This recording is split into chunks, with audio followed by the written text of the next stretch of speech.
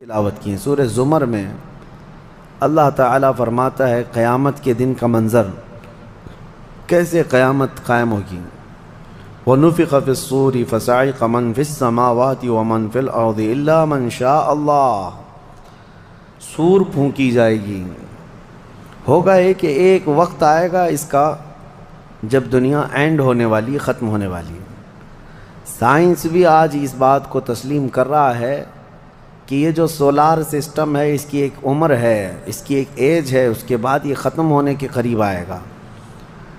تارے اپنی اپنی عمر مکمل کر کے بلیک ہولز میں جا رہے ہیں۔ گیلیکسی کے اندر جو سٹارز ہیں ان کی عمر ایک لیمیٹڈ عمر بتائی جا رہی ہے، اس میں سورج کی بھی عمر ہے، چاند کی بھی عمر بتائی جا رہی ہے۔ یہ سائنس کی باتیں ہیں، لیکن اللہ نے قرآن میں فرمایا چاند اور سورج یہ ٹکرا دیے جائیں گے، تارے ایک دوسرے سے سب ٹکرا دیے جائیں گے۔ اذا الشمس کورت واذا النجوم انکدرت، 30ویں پارے میں اللہ تعالیٰ نے اس میں فرمایا جب سورج کو یعنی ٹکرا دیا جائے گا اور ستارے آپس میں ٹکرا دیے جائیں گے اور سورج کالا ہو جائے گا، یعنی کچھ نہ کے برابر رہ جائے گا قیامت کے قریب۔ وَإِذَا الْجِبَالُ سُيِّرَتْ، اور پہاڑ جو ہے نا اڑا دیے جائیں گے اور سمندروں میں آگ لگا دی جائے گی، زمین پوری ختم کر دی جائے گی۔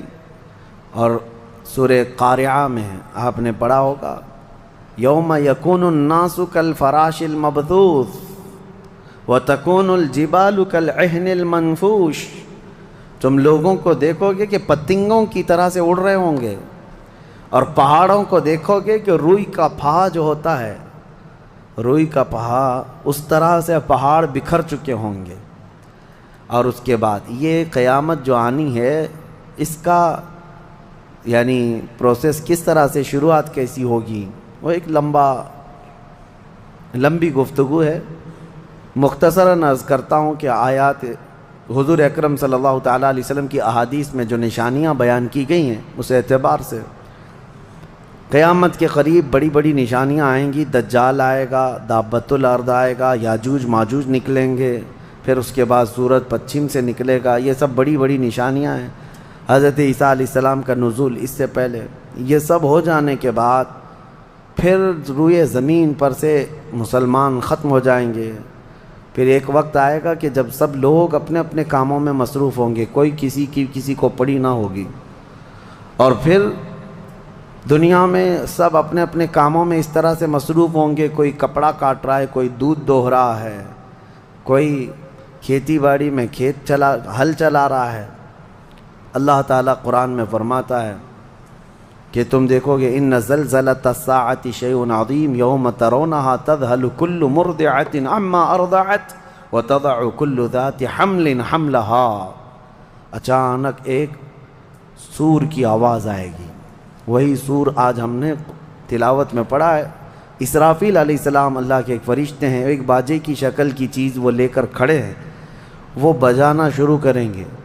شروع میں دھیمی دھیمی آواز آئے گی اور یہ آواز بڑھتی چلی جائے گی، بڑھتی چلی جائے گی، یہاں تک کہ یہ آواز اتنی سخت ہو جائے گی کہ جو جہاں تھا وہیں کھڑا رہ جائے گا۔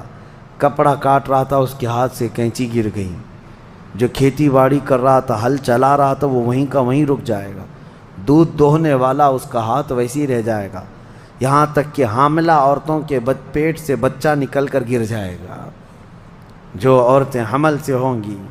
اور اس کے بعد پھر ایسی غشی، پھر سب پر موت طاری ہوگی اور زلزلے آئیں گے اور پوری زمین کو ہلا کر کے ختم کر دیا جائے گا۔ یہ قیامت ہے، یہ قیامت ہے۔ سور پھونکنے پر سارے انسان جتنے روئے زمین پر ہیں سب کے سب ختم ہو جائیں گے۔ اس کے بعد اللہ تعالیٰ فرماتا ہے ثم نفخ فیہ اخری، پھر دوسری بار سور پھونکنے کا حکم ہوگا۔ لیکن کیسے؟ سور جب حضرت اسرافیل علیہ السلام پھونکیں گے، پہلے انسانوں کی موت، پھر یہاں پر جتنی مخلوقات ہیں، جنات ہیں، جانور ہیں، سب کی موت، چرند پرند تو چھوڑے، نباتات، یہ پیڑ پودوں میں کی جان ختم۔ چاند سورج کو جب ختم کر دیا گیا تو پھر کوئی چیز ہی نہیں، ستارے، چاند، سورج سب بلکہ اللہ تعالیٰ کے جتنے ملائکہ ہیں، جبرائیل امین علیہ السلام سے لے کر دوسرے ایک فرشتے تک، سارے ملائکہ کو بھی موت آئے گی، سب موت کے شکار ہوں گے، اور سارے جب انتقال کر جائیں گے تو پھر بچتا کون ہے؟ صرف حضرت اسرافیل علیہ السلام، جنہوں نے سور پھونکا۔ اب ان کو سور پھونکنے کا حکم جو تھا وہ کہا جائے گا روک دو اب۔ پھر اللہ تعالی حضرت اسرافیل علیہ السلام کو بھی موت طاری کرے گا، اور روح نکالنے والا فرشتہ کون ہے؟ ملک الموت اسرائیل علیہ السلام۔ اب تک یہ سب کی روح نکال چکے ہوں گے، اور پھر اللہ تعالیٰ اسرائیل علیہ السلام کی بھی روح نکال دے گا۔ اسرائیل جو سب کی روح نکالتے ہیں، ان کو بھی موت ہے، ان کو بھی موت ہے۔ اور پھر ہم نے پڑھا کل شیء ہالک الا وجہہ، ہر شے فنا ہو جائے گی سوائے رب العالمین کے۔ کل من علیہا فان ویبقى وجہ ربک ذو الجلال والاکرام، جو کچھ بھی ہے سب فنا ہو جائے گا، تمہارے رب کی ذات صرف باقی رہے گی، کوئی نہیں باقی رہے گا۔ پھر جب مولا کی مرضی ہوگی، رب تبارک و تعالیٰ دوبارہ اسرافیل علیہ السلام کو اٹھائے گا۔ اسرافیل علیہ السلام دوبارہ اٹھیں گے، اور پھر ان سے کہا جائے گا دوبارہ سور پھونکو، پھر سے پھونکو۔ اب جب دوبارہ حضرت اسرافیل علیہ السلام سور پھونکیں گے تو یہ زندگی کا سور ہے۔ پہلے والا یہ نفخہ اولا اس کو کہتے ہیں، وہ موت کا تھا، اور نفخہ ثانیہ حیات کا ہے، زندگی کا ہے۔ اب رب تعالیٰ نے جو وعدہ فرمایا تھا کہ ہم تمہیں موت کے بعد دوبارہ اٹھائیں گے، یہ وعدہ اس وقت پورا ہوگا۔ اب دوسرے مرتبہ جب سور پھونکنا شروع کرتے ہیں اسرافیل علیہ السلام، کتنے انسان آئے گئے، آدم علیہ السلام سے لے کر قیامت تک، سب وہ زمینوں میں جہاں کہیں ہوں گے، کسی کو جلا کر ختم کر دیا گیا ہو، کسی کو جانور کھا گیا ہو، کسی کو پانی میں ختم کر دیا ہو، کسی بھی طرح سے، لیکن مولا تعالیٰ سب کو اٹھانے والا ہے۔ لیکن فرمایا حدیث پاک میں ہے کہ یہ دوسری سور پھونکنے کے بعد سب سے پہلے روئے زمین پر جو اٹھیں گے وہ محمد الرسول اللہ کی ذات۔ میرے آقا صلی اللہ تعالیٰ علیہ وسلم فرماتے ہیں میں اپنی قبر سے اٹھوں گا سب سے پہلے، اور محشر کے میدان کی طرف جو حضور جائیں گے تو فرماتے ہیں حضور صلی اللہ علیہ وسلم اٹھیں گے، ان کے بعد ابو بکر صدیق، ان کے بعد عمر فاروق رضی اللہ تعالیٰ عنہ، پھر ساری کائنات کو اللہ اٹھائے گا۔ اور جب رسول کریم صلی اللہ تعالیٰ علیہ وسلم فرماتے ہیں میں میدان قیامت میں اس حال میں آؤں گا کہ میرا ایک ہاتھ ابو بکر کے کندھے پر ہوگا، دوسرا عمر ابن خطاب کے کندھے پر ہوگا۔ یقیناً وہ اس دن کے دولہا ہے، قیامت کا منظر ہے جب رسول کریم صلی اللہ تعالیٰ علیہ وسلم تشریف لائیں۔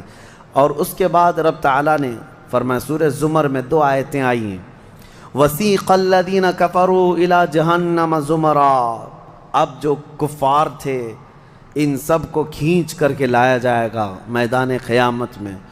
پہلے تو میں آپ کو بتا دوں پوری تفصیلات قیامت کے میدان میں، اس کے بعد ان آیتوں کی تفسیر پر آتا ہوں۔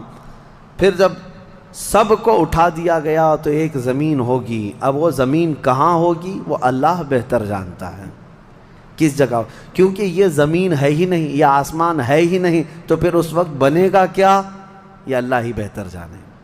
کہاں بنے گا، کس طرح بنے گا، اس میں ہم نہ سوچ سکتے ہیں نہ مثال دے سکتے ہیں۔ اب آپ مجھے بتاؤ، یہ جو زمین جس پہ آپ بیٹھے ہیں یہ ختم ہونے والی، کیا رہے گا نیچے؟ آسمان جو دکھ رہا ہے یہ بھی ختم ہونے والا ہے، پھر کیا رہے گا اوپر ہمیں نہیں معلوم۔ لیکن اللہ کریم ایک زمین بنائے گا جس کے متعلق کہا گیا وہ تانبے اور پیتل سے بنی ہوئی ہوگی، یہ مٹی والی زمین نہیں۔ اور پھر اس کے بعد سورج کو پھر دوبارہ زندہ کیا جائے گا، اور سورج کو سب کے سروں پر لا کر کھڑا کر دیا جائے گا۔ اب وہ زمین اور جس میں سارے انسانوں کو جمع کر دیا گیا ہے، آپ اندازہ کریں وہ زمین میں نہ کوئی عمارت ہوگی نہ درخت ہوگا، وہ بالکل فلیٹ زمین ہے، صرف میدان ہی میدان ہے۔ ایسا نہیں ہے کہ یہاں پر کوئی میدان اور تھوڑی دور کے بعد کوئی عمارت دکھے گی یا کوئی درخت دکھے گا یا کوئی پہاڑ، نہیں، کچھ نہیں، صرف سیدھی زمین۔ اسی لیے کہ وہاں تم 500 سال بھی اس میدان میں بھاگتے رہو گے تو سائے کے لیے ایک پتا بھی نہیں ملے گا، ایک پتا بھی نہیں، کہاں سایہ حاصل کر سکو۔ لیکن کچھ خوش نصیبوں کے لیے اللہ نے فرمایا کہ عرش کا سایہ انہیں اللہ عطا فرمائے گا۔ وہ کون لوگ ہیں؟ ان میں کئی لوگ ہیں، جس میں سے ایک ہی میں بتاتا ہوں، رجل تعلق قلبہ بالمساجد، وہ ایسا آدمی جس کا دل مسجدوں میں لگا ہوا ہے، قیامت کے دن اسے اللہ عرش کا سایہ عطا فرمائے گا۔ آپ کی نماز ہو گئی، بیٹھے کیوں ہیں؟ نماز ہو گئی، نماز کے بعد چلے جانا چاہیے، لیکن تمہارا دل مسجد میں لگا ہوا ہے۔ انہی لوگوں کی فضیلت میں ہے جب قیامت کے دن کوئی سایہ نہ ہوگا، ان لوگوں کے لیے اللہ عرش کا سایہ عطا کرے گا۔ اب یہ جو سارے لوگ جمع ہوں گے، کسی کو کچھ پتہ نہیں کہ ہونا کیا ہے، کسی کو نہیں پتہ کہ کیا ہونا ہے، نفسا نفسی کا عالم ہے اور سب ایک دوسرے کو تک رہے ہیں۔ اب یہی مسئلہ ہے کہ سارے لوگ وہاں پہ، کفار بھی ہوں گے، مشرکین بھی ہوں گے، جتنی امتیں پہلے آئی تھی وہ بھی ہیں، انبیاء بھی ہیں، اولیاء بھی ہیں، صلحاء بھی ہیں، صحابہ بھی ہیں، علماء بھی ہیں، سب ہیں، لیکن کسی کو کچھ سوچتا نہیں کہ کیا کیا جائے۔ یہی بے خبری سے پوری مخلوق جو ہے انبیاء کے پاس جاتی ہے۔ انبیاء میں سب سے پہلے ابو البشر سیدنا آدم علیہ السلام سے کہتے ہیں سارے لوگ، آپ تو ہم سب کے باپ ہیں، ہمارے لیے اللہ کی بارگاہ میں سفارش کریں کہ کچھ ہمارے متعلق کیا حکم ہے وہ پتہ چل جائے، ہمیں کہاں جانا ہے، جنت میں یا دوزخ میں، یہ ابھی پتہ چل جائے، حساب بھی نہیں شروع ہو رہا ہے۔ تو آدم علیہ السلام نے فرمایا، وہ فرمائیں گے کہ اے لوگو جاؤ، اس لیے کہ مجھے ڈر ہے اللہ کریم کی بارگاہ میں نے جنت میں وہ ممنوع شجر کا جو پھل کھا لیا تھا، مجھے آج بھی اس کا احساس ہے کہ کہیں رب تبارک و تعالیٰ مجھے اس پر عتاب نہ فرما دے، جاؤ کسی اور کے پاس۔ جتنے نبیوں کے پاس یہ قوم جاتی تھی وہ انبیاء کرام یہ کہتے آج ہمیں خوف ہے اللہ کریم کی بارگاہ میں، وہ قہار ہے، وہ جبار ہے۔ اور میں نے آج ایک آیت یہ بھی پڑھی ہے سورہ مومن میں، اللہ نے فرمایا لمن الملک اليوم، اس دن یہ آواز آئے گی، آج کی بادشاہت کس کی ہے، آج کی بادشاہت کس کی ہے؟ پھر اللہ خود فرمائے گا للہ الواحد القہار، ایک قہر کرنے والے خدا کی آج بادشاہت ہے۔ اس دن صرف اس کی سلطنت ہوگی، صرف اس کی حکومت ہے۔ انبیاء، ملائکہ سب ڈرے ہوئے ہیں، پتہ نہیں برسوں یہ قوم گھومتی رہے گی مخلوق۔ عیسیٰ علیہ السلام فرمائیں گے کہ اے لوگو جاؤ محمد الرسول اللہ کے پاس، آج وہ تمہاری سنیں گے اور اللہ ان کی سنے گا۔ پوری مخلوق جب نبی کریم صلی اللہ علیہ وسلم کے پاس آتی ہے تو نبی پاک صلی اللہ تعالیٰ علیہ وسلم فرماتے ہیں ہاں میں اسی کے انتظار میں ہوں۔ پھر حضور صلی اللہ علیہ وسلم سجدے میں گرتے ہیں اور اللہ کو منانے لگتے ہیں کہ مولا ہے تو تیرے بندے، تو حساب تو شروع فرما۔ اس کو کہتے ہیں شفاعت کبریٰ۔ یہ کیا ہے؟ شفاعت کبریٰ، بڑی شفاعت۔ یہ سب کے لیے، کافروں کے لیے، مشرکوں کے لیے، سب کے لیے۔ یعنی حضور کی پہلی شفاعت کس کام کی تھی؟ کہ اللہ حساب تو شروع کرے، یہ شفاعت کبریٰ ہے، حساب شروع کرے مولا تعالیٰ۔ ساری انسانیت کے لیے حضور جب سجدے میں گرتے ہیں اللہ کریم فرماتا ہے ارفع رأسک یا محمد۔ حضور نے یہ فرمایا ہے کہ اس دن میں سجدے میں ایسی ثنا اور ایسی حمد بیان کروں گا اللہ کی جو آج تک کسی نے نہیں بیان کی ہوگی، اور اسی دن مجھے اللہ وہ تلقین بھی فرمائے گا۔ اور جب حضور ثنا کر رہے ہوں گے اللہ فرماتا ہے ارفع رأسک یا محمد، اے محمد صلی اللہ علیہ وسلم اپنا سر اٹھائیے، آپ مانگیے آپ کو دیا جائے گا، آپ پوچھئے آپ کو جواب دیا جائے گا۔ یہ پہلا سوال ہے اللہ کی بارگاہ میں قیامت کے دن، اور پہلا جواب ہے، باقی کسی بندے کو کوئی جواب نہیں تھا۔ اللہ کی بارگاہ میں حضور نے جب یہ عرض کیا تو رب تعالیٰ فرماتا ہے ملائکہ کو جس کی ڈیوٹی تھی، جس کا کام تھا کہ میدان قیامت میں میزان عمل لگا دیا جائے، حساب و کتاب ہوں، سب کے نامہ اعمال ان کے ہاتھوں میں دیے جائیں، سب کو پڑھنے کا حکم دیا جائے. اب حساب کا آرڈر آ گیا، حکم آ گیا، تو لوگ تھوڑی راحت کی سانس لیتے ہیں کہ چلو حساب شروع ہونے والا ہے. لیکن ابھی اتنا آسان نہیں ہے، اتنا آسان نہیں. اب فرشتے لا رہے ہیں سب کے اعمال نامے. لوگوں کو ایسا لگتا ہے اعمال نامہ یہ 4 پنے کا ہوگا. ہاں، جیسے اگزام پیپر میں فل شیٹ A4 سائز کی شیٹ لے کر کے بیٹھتے ہیں. قرآن میں تو اللہ تعالیٰ نے فرمایا کہ جب نامہ اعمال فرشتے لے کر کے آئیں گے تو کتنے ہوں گے پتہ ہے؟ تمہاری نظر جہاں تک جاتی ہوگی وہاں تک صرف کتابیں تمہاری ہوں گی، صرف تمہاری کتابیں فرشتے لاد کر کے لا رہے ہوں گے. اس میں سب لکھا ہوگا، زندگی میں جتنی مرتبہ باتیں کیا تھا، جو کچھ بھی کیا تھا، سب ڈیٹیل ہوگا. اور ہر آدمی وہاں پکار کر کے کیا کہتا ہے؟ ما لہذا الکتاب لا یغادر صغیرۃ ولا کبیرۃ الا احصاها. اے اللہ تو کیسی کتاب بنا دیا، اس میں چھوٹی چیز بھی نہیں چھوڑی گئی، بڑی چیز بھی نہیں چھوڑی گئی، سب لکھ دیا گیا ہے. اور پھر لا کر کے تھما دیا جائے گا. یہ پہلی علامت ہے کہ جس کے سیدھے ہاتھ میں اس کے نامہ اعمال پکڑا دیے جائیں گے، فرمایا گیا اس کے لیے وہیں سے ہلکا پن ہے، بشارت ہے کہ آسانی ہوگی. اور جس کے بائیں ہاتھ میں فرشتوں نے پکڑا دیا تو سمجھ لو کہ اب لمبا اس کا وقت جانے والا ہے، حساب سخت ہونے والا ہے. یہ تو صرف پڑھ کے سنانا ہے اور اس کے بعد پھر پکڑ ہوگی کسی کام پر. یہ تو نے کیوں کیا تھا، اس کی وجہ بتا. یہ تو نے کیوں کھایا تھا، اس کی وجہ بتا. اس کے ساتھ ایسا کیوں کیا تھا، اس کا سبب بتا. صرف پڑھ کر کے سنانا نہیں ہے، جو کیا تھا اس کی وجہ بتانا ہے.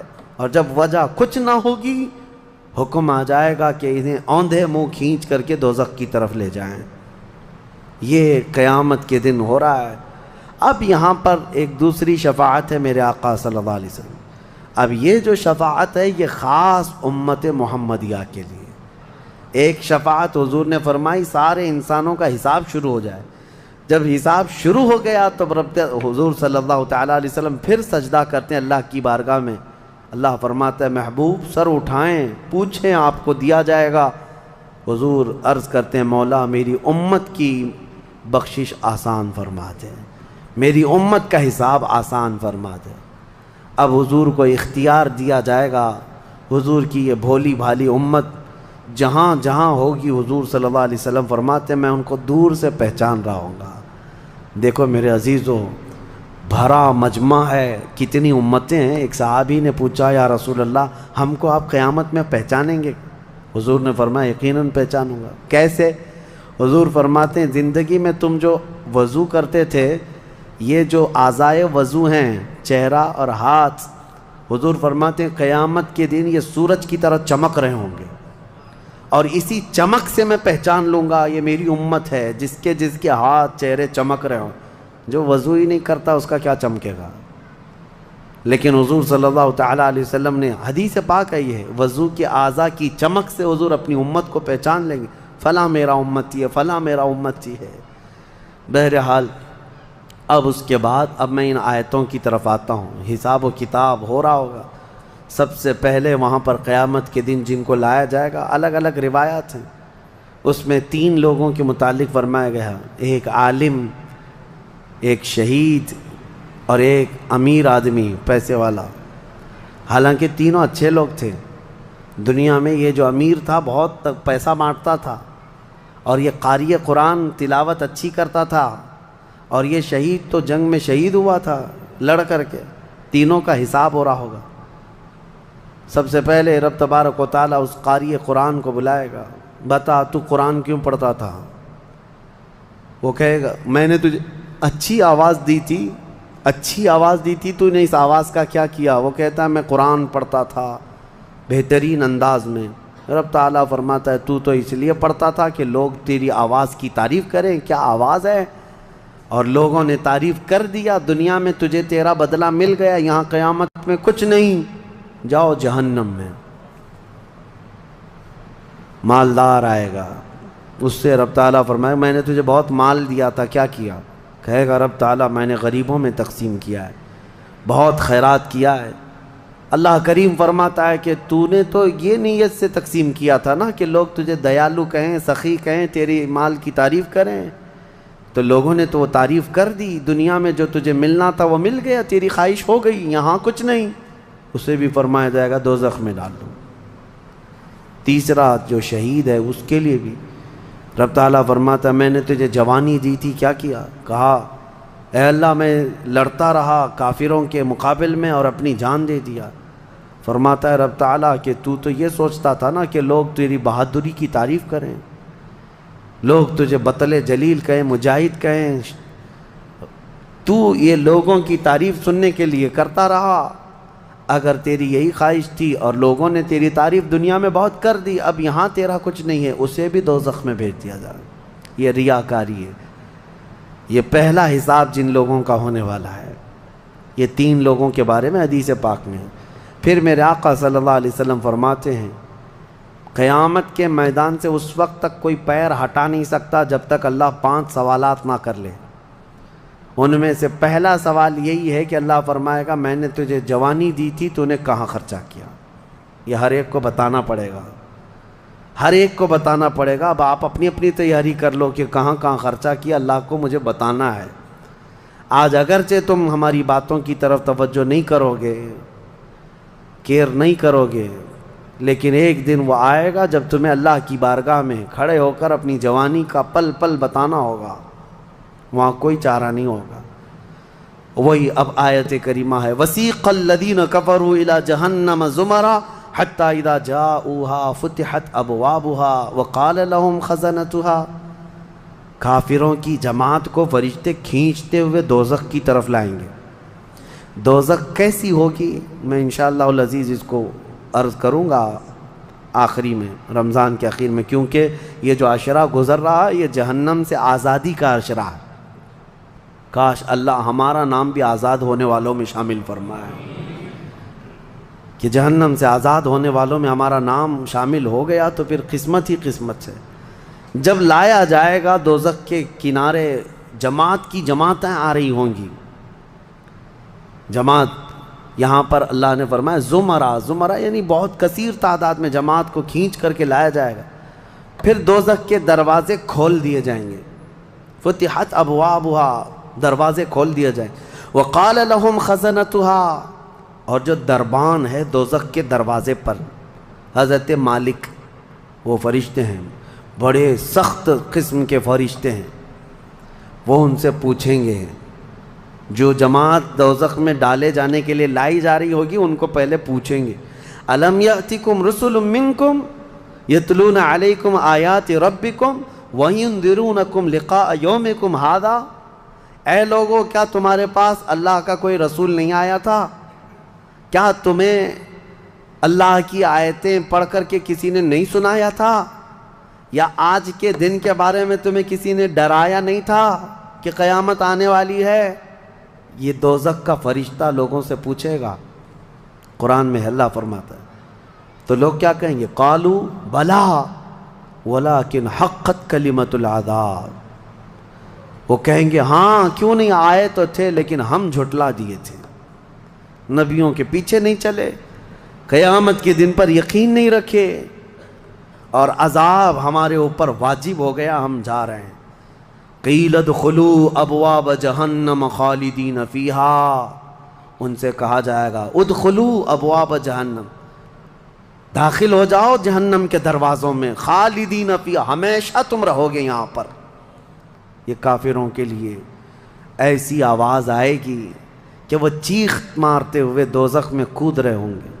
فَبِئْسَ مَثْوَى الْمُتَكَبِّرِينَ، اللہ فرماتا ہے کیا ہی بری جگہ ہے، کیا ہی برا ٹھکانہ ہے یہ گھمنڈ کرنے والوں کا، زمین پہ اترانے والوں کا جو اللہ کو نہیں مانتے تھے۔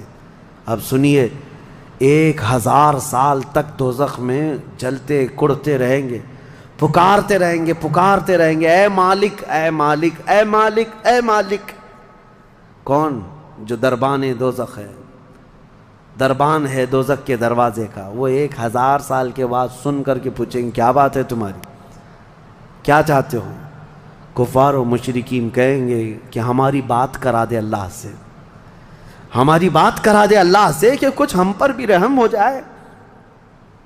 حضرت مالک کہتے ہیں خدا قہار ہے غضب پر، خدا قہار ہے غضب پر۔ اللہ کریم کی بارگاہ میں بات کرنے کی بڑے بڑے فرشتوں کی ہمت نہیں ہے، کہیں گے ابھی نہیں میں بات کرا پاؤں گا، پھر وہ 1000 سال اور عذاب میں جلتے رہیں گے، چیختے رہیں گے۔ دوسرے 1000 سال کے بعد حضرت مالک پوچھیں گے کیا بات ہے؟ جہنمی کہیں گے کہ اے مالک تو ہماری بات کرا دے اللہ سے۔ آپ کی بار حضرت مالک کہتے میں ہمت کرتا ہوں، اللہ قدیر و جبار کی بارگاہ میں عرض کرتے مولا جتنے بھی دوزخ میں جا چکے وہ تجھے فریاد کر رہے ہیں، وہ تجھ سے بات کرنا چاہتے ہیں۔ اب رب تعالیٰ کی طرف سے جواب آتا ہے حضرت مالک کو، اے مالک ان دوزخیوں سے کہہ دو کہ آج کے بعد رب تبارک و تعالیٰ نہ ان کی طرف نظر فرمائے گا نہ کلام کرے گا۔ لا یکلمہم اللہ یوم القیامت ولا ینظر الیہم، ان کی طرف رب تعالیٰ دیکھنا بھی نہیں چاہتا۔ وہ قدیر و جبار خدا جب دنیا میں ہر دن بلا رہا تھا آجا میرے بندے میرے پاس، آجا میرے بندے میری طرف آجا، ففروا الی اللہ، اللہ کی طرف دوڑ پڑ، نہیں سنتا تھا، ایک دن بھی نہیں سنا۔ اور جہنم میں جانے کے بعد پکار رہا ہے، رب تعالیٰ فرماتا ہے اب اللہ ان کی طرف دیکھنا بھی نہیں چاہتا۔ حضرت مالک جب یہ پیغام سنا دیتے ہیں اللہ کا، جہنم میں ایسی چیخ نکلتی ہے جہنمیوں کی کہ پورا جہنم ہلنے لگ جاتا ہے، کانپنے لگ جاتا ہے ان جہنمیوں کی چیخ سے، کہ اب ان کو کہہ دیا جاتا ہے خالدین فیہا، اب تم ہمیشہ ہمیشہ کے لیے رہو گے یہاں پر۔ اسی لیے میرے عزیزو کفر سے ڈرو، کفر سے ڈرو۔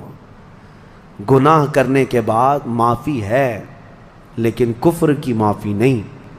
اسی لیے اولیاء امت ڈرا کرتے تھے کہ کہیں موت سے پہلے ایمان چلا گیا، کفر پر موت ہو گئی تو کیا ہوگا؟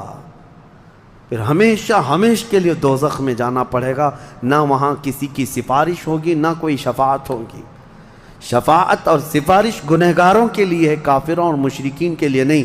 قرآن میں اللہ نے فرمایا ان اللہ لا یغفر ان یشرک بہ ویغفر ما دون ذلک لمن یشاء، بے شک اللہ تعالیٰ اس کے ساتھ کیے ہوئے شرک کو اور کفر کو ہرگز معاف نہیں کرے گا، اور اس کے علاوہ جو کچھ بھی کیا ہے اللہ سب معاف کرے گا، کفر کو اور شرک کو معاف نہیں کرے گا۔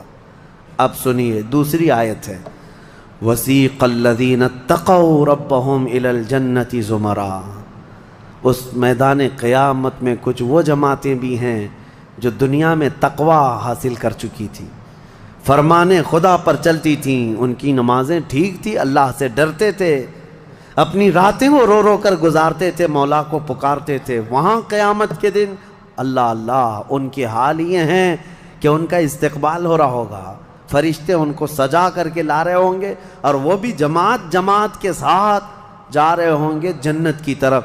تو جیسی وہ پہنچیں گے فتحت ابوابہا، قرآن میں ہے 7 دروازے جنت کے ان کے لیے کھول دیے جائیں گے۔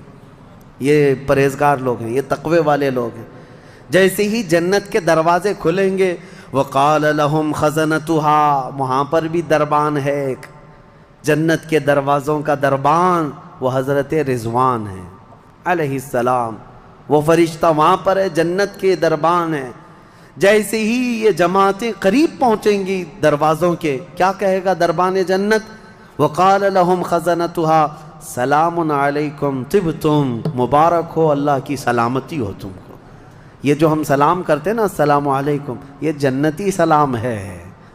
یہ دربان جنت جو داروغہ ہے جنت کے دروازوں کا، وہ سلام کرے گا فرشتہ جو آ رہے ہیں جنت میں، سلام علیکم طبتم، مبارک ہو، خوش آمدید، اللہ کی سلامتی ہو، فادخلوها، آ جاؤ جنت میں داخل ہو جاؤ، خالدین، ہمیشہ کے لیے، اب تم بھی یہاں سے نہیں جاؤ گے۔ اب ہمارے اس چھوٹی سی زندگی میں بتاؤ میرے عزیزوں، اب اندر جیسے ہی جنتی داخل ہوتے ہیں کیسے، سب سے پہلی نعمت کیا ملتی ہے جنت میں؟ اللہ اکبر، آپ کے لیے اور ہمارے لیے سیب ملے گا، انگور ملے گا، گوشت ملے گا، کھانے کے لیے کیا ملے گا؟ میرے عزیزو، سب نعمتیں اپنی جگہ پر، لیکن فرمایا گیا جنتی جیسے ہی جنت میں پہلا قدم رکھتا ہے محمد الرسول اللہ کھڑے ہوں گے، میرے آقا صلی اللہ تعالیٰ علیہ وسلم ہوں گے اپنے امتیوں کے استقبال کے لیے۔ اس سے بڑی نعمت کیا ہے میرے عزیز؟ جنت میں داخل ہو جانے کے بعد اب سورہ واقعہ جب آپ پڑھیں گے تو جنت کا اس میں تذکرہ ہے۔ اللہ نے فرمایا ثلۃ من الاولین وقلیل من الآخرین علی سرر موضونۃ متکئین علیہا متقابلین۔ وہاں دیوان لگائے ہوں گے، بڑے بڑے محلات ہوں گے جن کی ایک اینٹ سونے کی، ایک اینٹ چاندی کی بنائی ہوگی، پورے زمین پر جو گھاس ہوگی وہ زعفران سے بھی زیادہ ملائم۔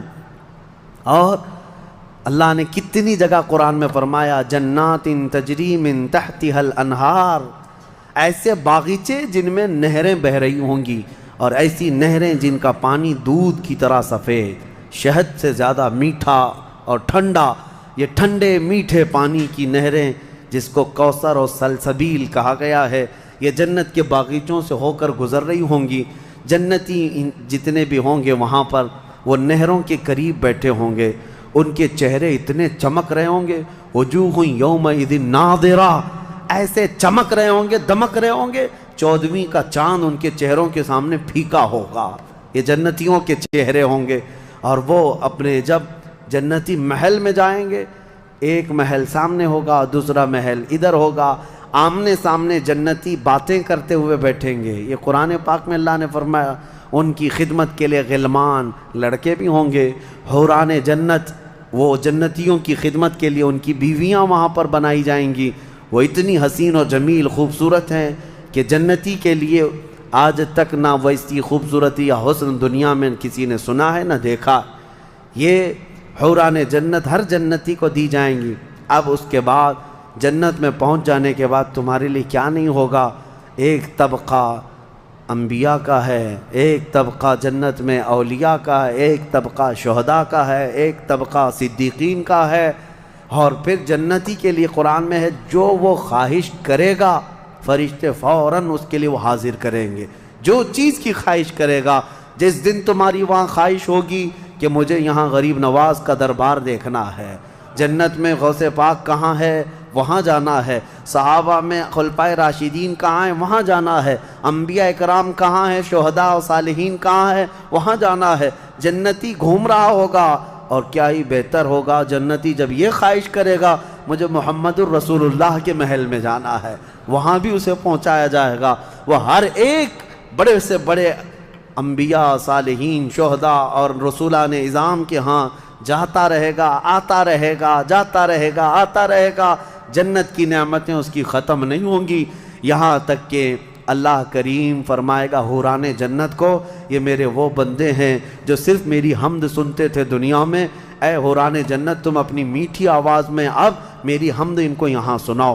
100 سال تک وہ حوران جنت انہیں حمد سناتی رہیں گی۔ پھر جنتیوں سے اللہ پوچھے گا پیٹ بھر گیا؟ وہ جنتی کہیں گے مولا اور تیری تعریف سننے کا دل کرتا ہے۔ داؤد علیہ السلام جن کی آواز میں بڑی مٹھاس تھی، رب تعالیٰ فرمائے گا اے میرے داؤد خلیفۃ اللہ، آؤ ان جنتیوں کو اپنی سریلی آواز میں میری حمد سناؤ۔ اب وہ 100 سال تک سناتے رہیں گے، اور جنتی مدہوش ہوں گے اور سنتے رہیں گے، یہ جنت کے ترانے وہاں پر سنائے جا رہے ہیں۔